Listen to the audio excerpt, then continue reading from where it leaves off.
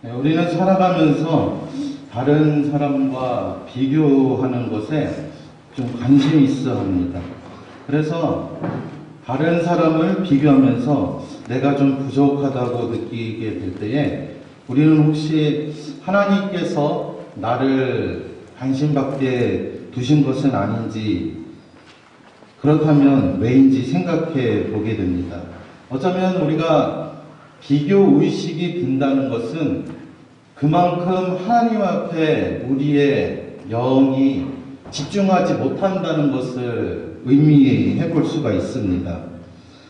하나님의 관심은 우리를 향하여서 여전히 펼쳐지고 있는데, 때로는 나의 마음이 하나님을 향한 향하는 그런 열정이 계속해서 지속되는 것이 아니라 순간 때만 필요한 그런 경우가 있기 때문에 관심을 충만하게 느끼지 못한다는 그런 말씀입니다.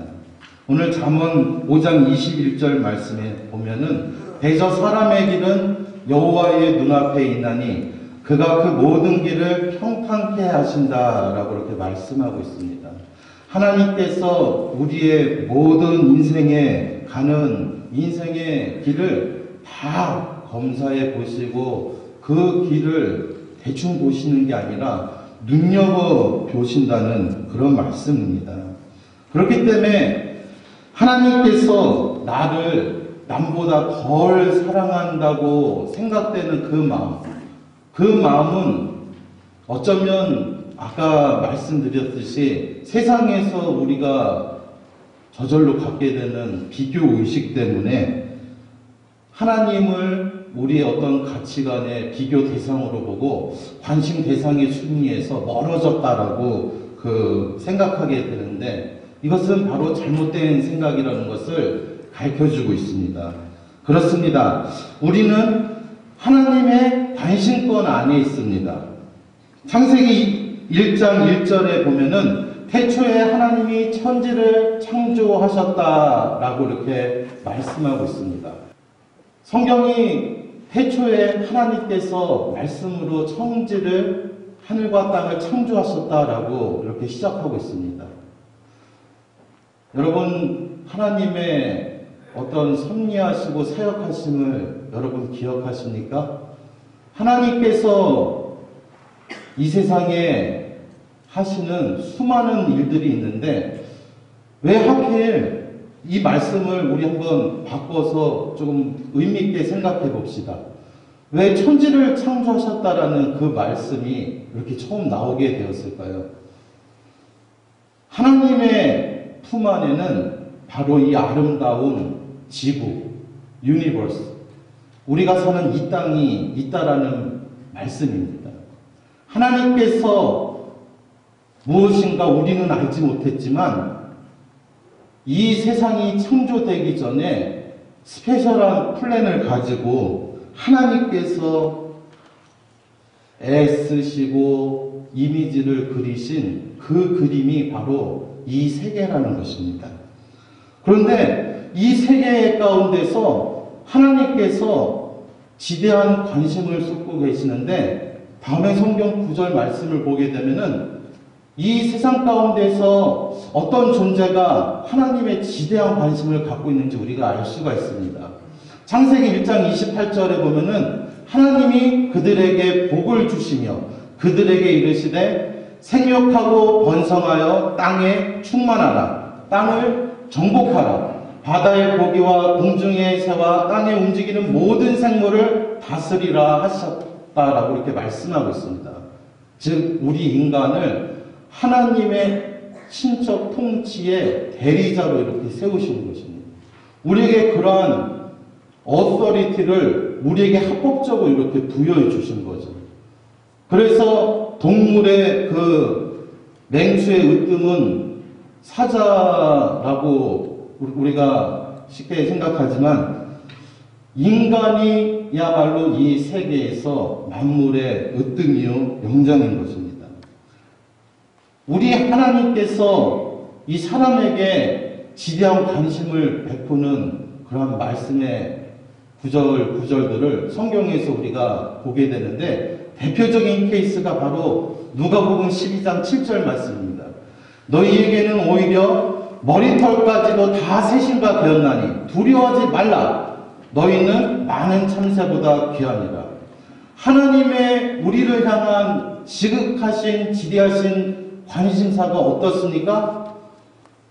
한 사람의 머리털 개수만 아는 게 아니라 하나님의 관심 속에 있는 모든 인류의 머리털까지도 다 아신대요.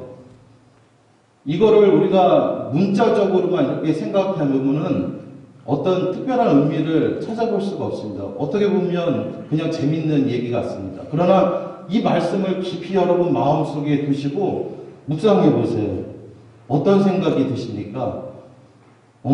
하나님께서는 우리의 어떤 섬세하고 우리의 복잡한 그 모든 것까지도 간섭하시고 터치하시고 관계해 주시는 그러한 분이라는 것을 우리가 발견하게 됩니다. 하나님의 지대한 관심을 받는 존재가 우리라는 것입니다. 비단 하나님뿐만 아니라 우리가 어떤 사람들에게 관심의 우선순위가 되면 어떻습니까? 너무나 기분이 좋죠. 예를 들어서 공부하시는 여러분들이 대학교의 프로페서에게 어떤 에커데믹한 그런 재능이라든지 어떤 그러한 잠재적인 능력을 인정받아갖고 그 프로페서가 여러분들을 계속 인쿼리 해준다면 어떻습니까? 공부가 절로 됩니다. 암기로 그냥 하는 게 아니라 공부가 자신감이 붙게 됐습니다. 마찬가지입니다. 우리의 가정에서 우리가 이끌어가는 사업체 속에서 여러분이 하는 일에 계속해서 서포팅 해주고 또 백업 해주고 또 이렇게 지원해주고 또 화이팅 힘을 불어넣어 준다면 어떻습니까? 힘이 저절로 나게 되어 있습니다. 관심을 받게 될수록 나이를 먹어도 절대 늙어지지 않는 비결이 바로 그런 곳에 있습니다.